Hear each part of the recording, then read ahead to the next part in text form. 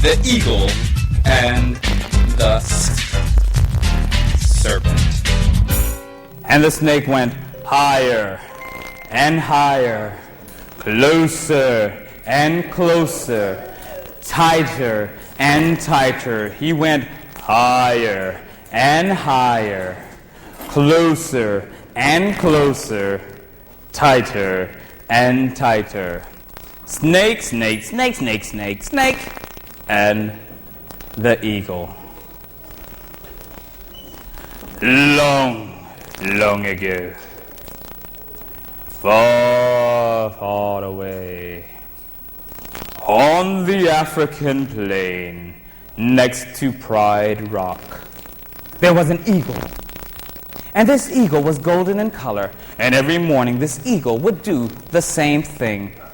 He would walk out before the sun was up, face the east, and wait for the sun to come up over the horizon. That's, of course, where the earth meets the sky.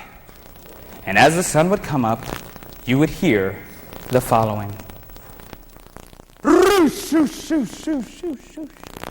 His wings would come up and he'd just stand there in the sun every morning. Other animals would come out to see him, like the birds. They would come out to watch the dogs.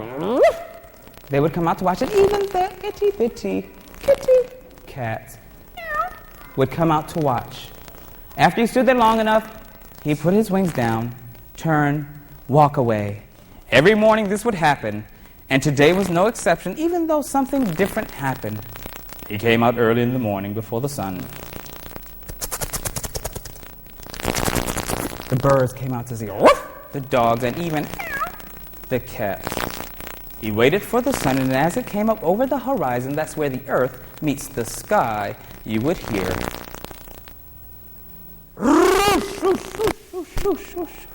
And he would stand there, head to the side. This morning, though, you heard something different.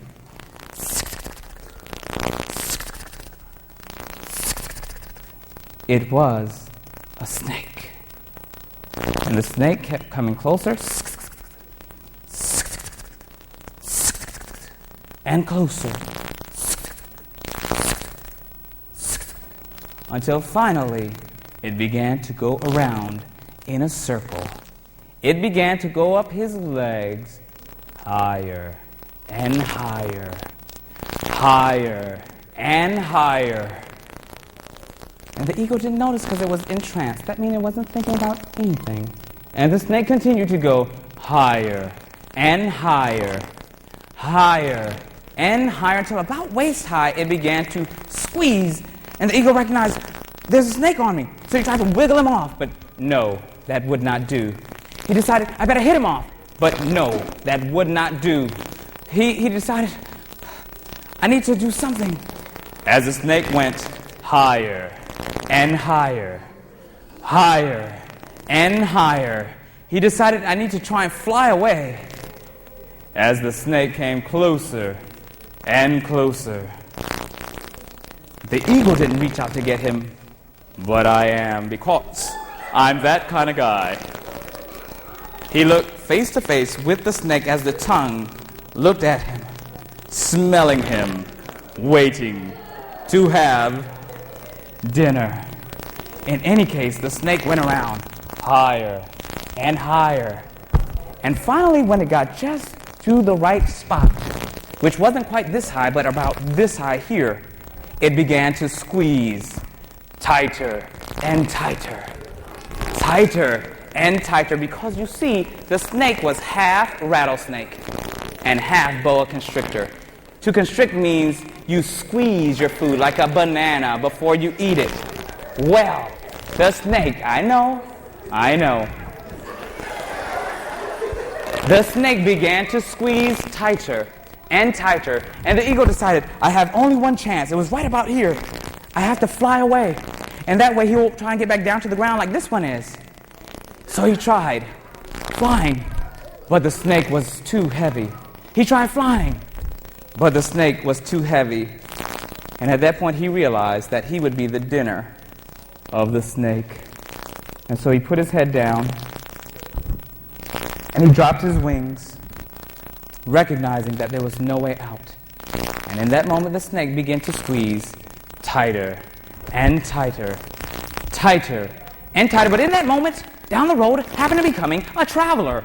But not just any traveler.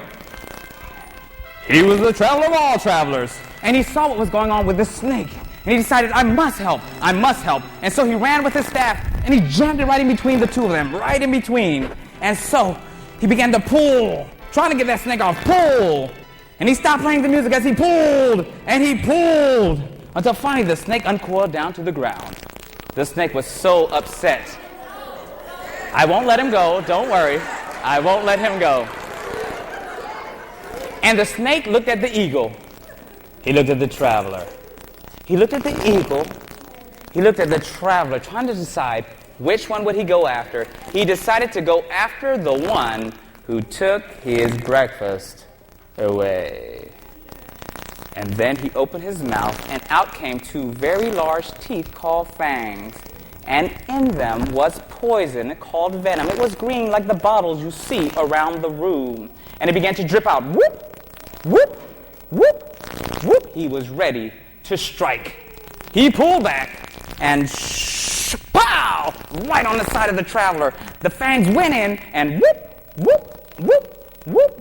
In went the green venom. Well, he let the traveler go, and the traveler was woozy. The snake was gone at this point, and so I will let this one go away. The traveler was woozy from the poison, from the venom. But then all of a sudden he checked himself, and we're at the end now. He was okay. He didn't know what happened. What he didn't know was that the venom went into his water bottle on the side. And the snake let go because he knew that at some point it would get hot and he would have to drink that water. And so the traveler started on his way. On his journey back. He didn't know why the snake let him go, and he was walking. And just as the snake had suggested, it got hot, almost like the sun was following him. He continued walking. It got hotter and hotter, almost like the sun was following him. Well, finally, he needed to get a drink of water because it was too hot. He took his water bottle from the side, one of those old-fashioned brown ones that you can't see through, so he couldn't see the poison. He opened it up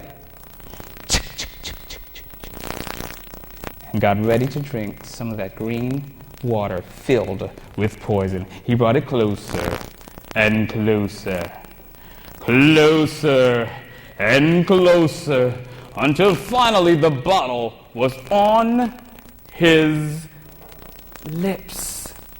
And just as he began to tilt it over to drink, something came and took that bottle away. What was it? That's right, it was the eagle, but not just any eagle. It was a golden eagle. Not just any golden eagle, it was that same golden eagle whose life he saved just a few moments ago. Boys and girls, that Aesop's fable is very famous and very important because Aesop always teaches the lesson in that one that you should always help others, because you never know when you might need help, just like that traveler did. And we have